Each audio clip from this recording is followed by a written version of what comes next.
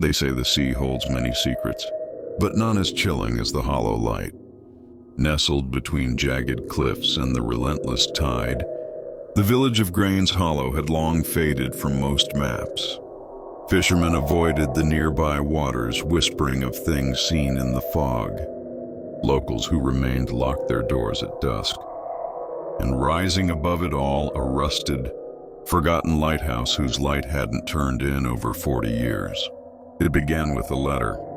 Daniel Merrick, a historical preservationist, had always found comfort in the forgotten.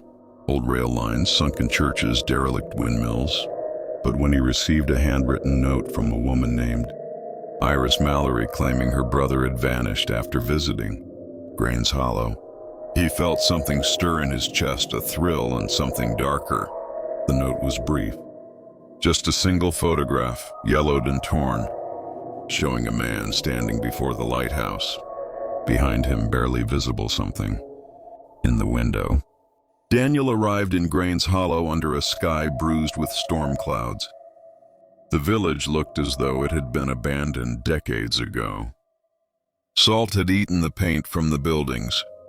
Windows were boarded shut, and the people, few as they were, watched him without words, their faces tight with some long-held fear. The innkeeper, a gaunt woman named Elsie, offered him a room, but her hands trembled when he mentioned the lighthouse. "You stay clear of it," she warned. "The hollow light sees more than it should." That night, Daniel couldn't sleep. Wind howled through broken shutters, carrying whispers that sounded almost like speech. Just past midnight, he saw it for the first time. A light, dim, flickering, from the top of the dead lighthouse. It blinked once, then again, and then it went dark.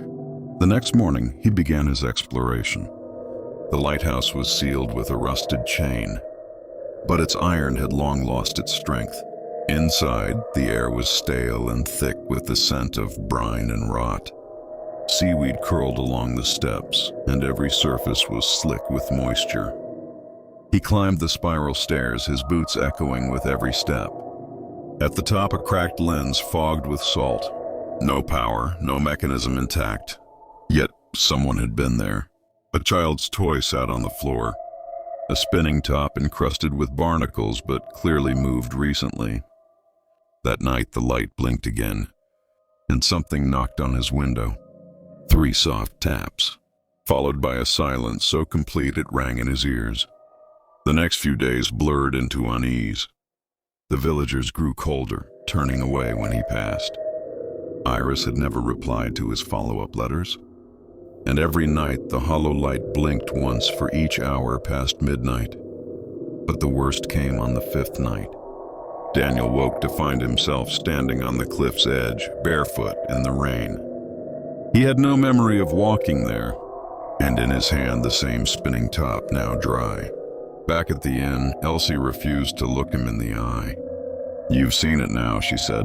"It's marked you, same as the rest who went up there." "What is it?" he asked. She only shook her head. "It's not a ghost. It's older, a memory that remembers you back." Daniel couldn't leave, not yet, not without answers. He returned to the lighthouse one final time, armed with an old tape recorder and a camera.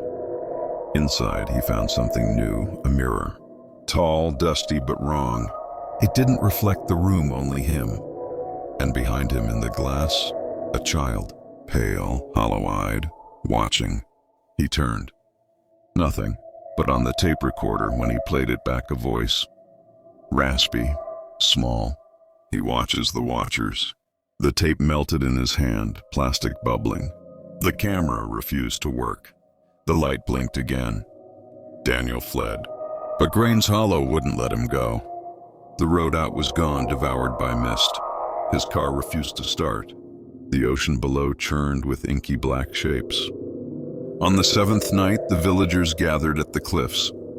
Daniel watched from the window as they lit lanterns, humming a tuneless song.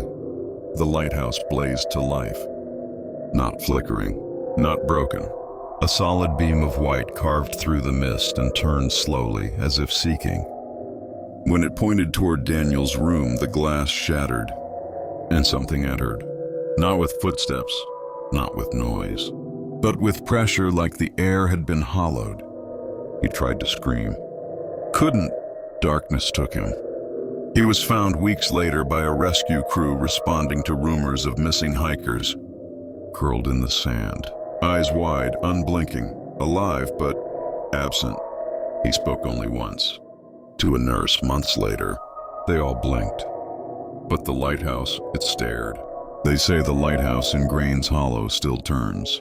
Though the building's long collapsed, fishermen still steer wide of the coast. And on some nights, when the sea is still and the air is damp, a single light can be seen sweeping across the cliffs, not searching, but remembering. They say every town has its secrets. Some hide in locked basements, others echo through the woods at night. But in Red Hollow, the secret walks on two legs, and it smiles. Nestled among fog-drenched peaks and gnarled pines, Red Hollow was a town few had heard of, and even fewer had visited. One gas station, one church, and a single crumbling main road that led in and never seemed to lead out. Locals spoke in hushed tones. Old-timers never wandered after dark, and kids were told not to look out their windows at night, but no one ever said why. When Emily Carson, a 28-year-old freelance documentary filmmaker, arrived in Red Hollow, she wasn't chasing monsters. She was chasing rumors, urban legends, old folktales. That was her niche.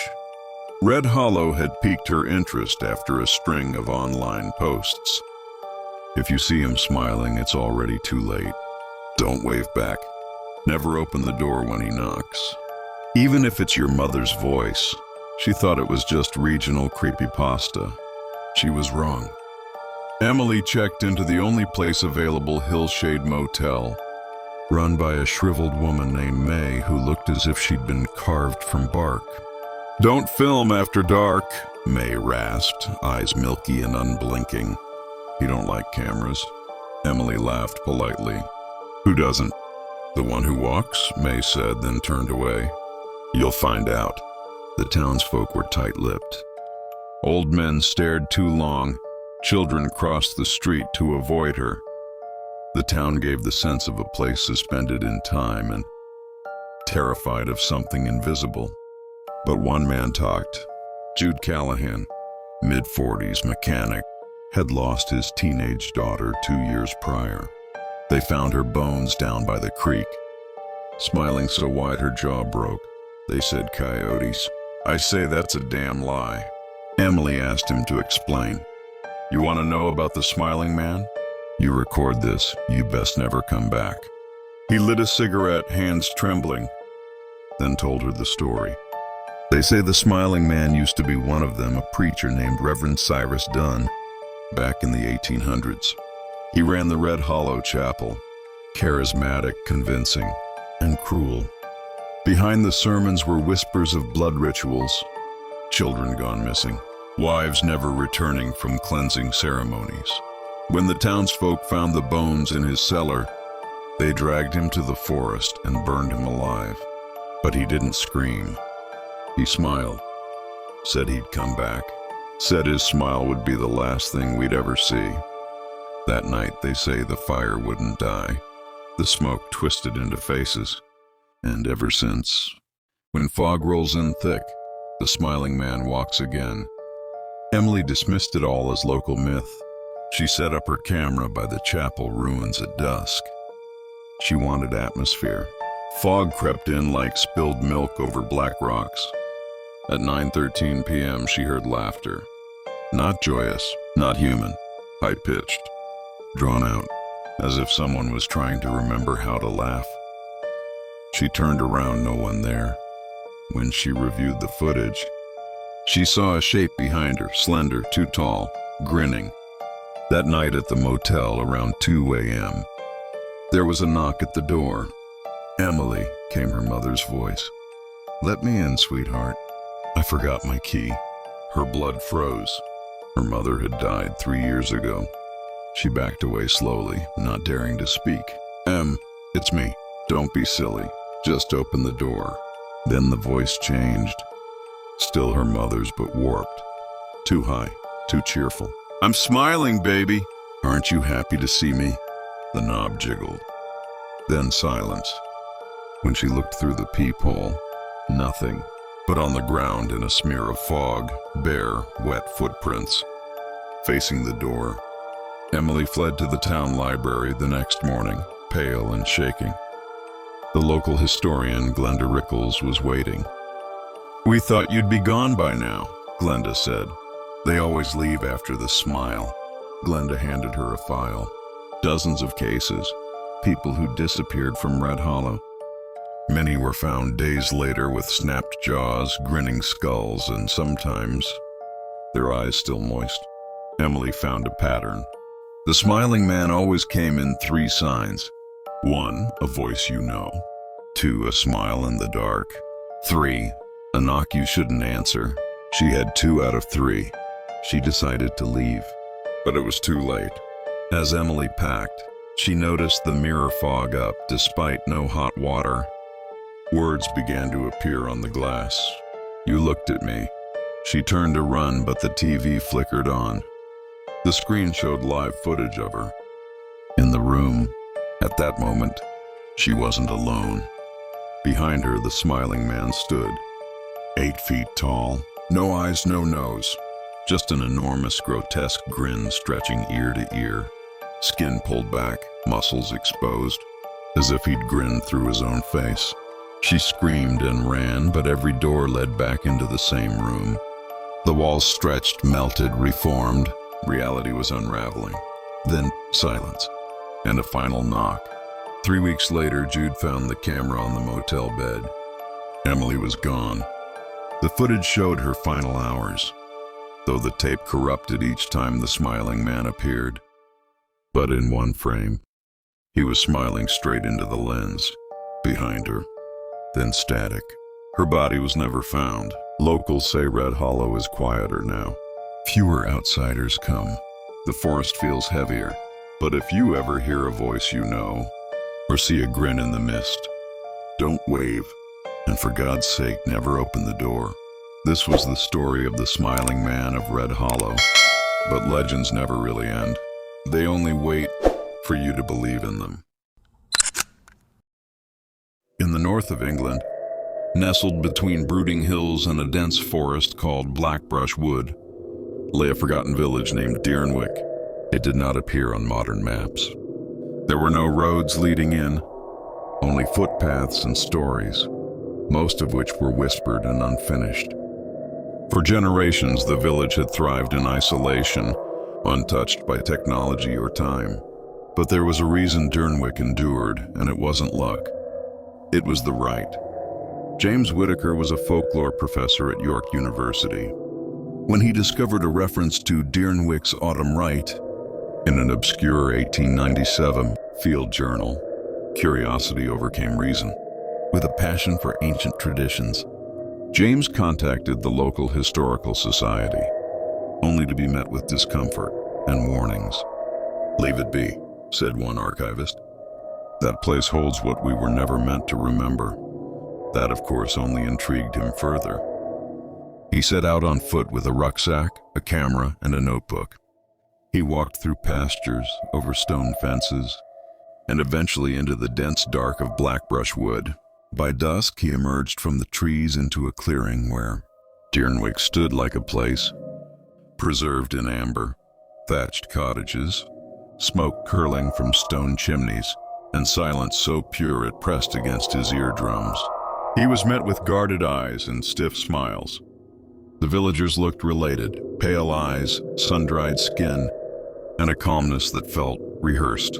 James was granted lodging in the home of an elderly widow, Mira, who prepared him lamb stew and nettle tea. Her voice was soft and her words were odd. "The trees are watchful this season," she said as she served him. "They know it's nearly time." "Time for what?" James asked, flipping open his notebook. She only smiled and lit a bundle of herbs in the fireplace, muttering a prayer in a dialect he couldn't place. Outside, the wind began to howl through the branches of blackbrush wood. James explored the village the next day. He saw children weaving straw dolls with button eyes. He noticed bundles of herbs and symbols scratched into barn doors.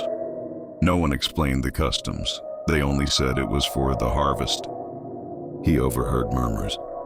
The old blood must sleep. The soil remembers. He watches from the roots. James pressed Mayra about the festival. She hesitated, then shared. We call it the harvest rite. Once every 7 years, we offer thanks to the land keeper. The who? A spirit older than the church, older than the stones. He keeps the land fertile, but he must be honored properly. James asked to witness it. Mayra said nothing, only handing him a carved bone pendant. Wear this if you want the trees to ignore you. That night, James couldn't sleep. He ventured into the woods by lantern light. The air felt alive, charged. He saw twisted trees with roots like claws and strange standing stones ringed with ash and feathers. He found a clearing. In its center, a stone altar darkened with what could only be dried blood. Suddenly, he heard chanting. Villagers cloaked in deer hides and garlands of berries walked in procession. At their center, a young woman, blindfolded, whispering prayers. James hid behind a tree. They laid her upon the altar and began to chant in a guttural tongue. As their pitch rose, the trees began to creak, not in the wind, but as if something massive was moving through them. And then, silence. No scream, no struggle. The girl lay motionless. The villagers bowed.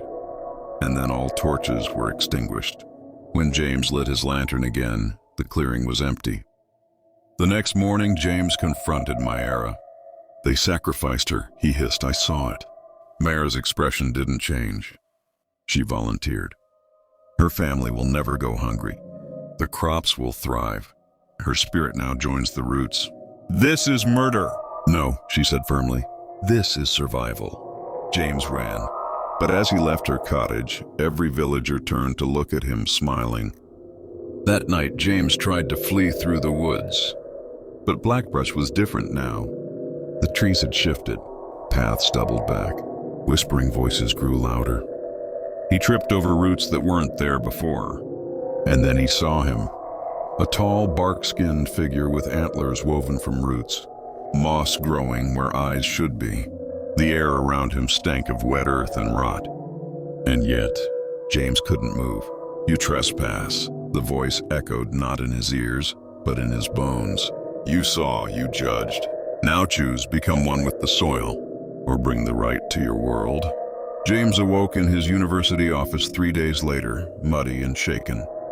No memory of how he returned. He tried to tell colleagues. No one believed him. But something was wrong. His dreams were filled with whispering woods. His skin itched like roots growing beneath. He began documenting everything, giving lectures about forgotten rites and folk bargains. And then, in the autumn of that year, he disappeared. Weeks later, strange symbols were found carved into the university trees. Students spoke of a figure in antlers watching them from the edge of the quad. The harvest had begun again.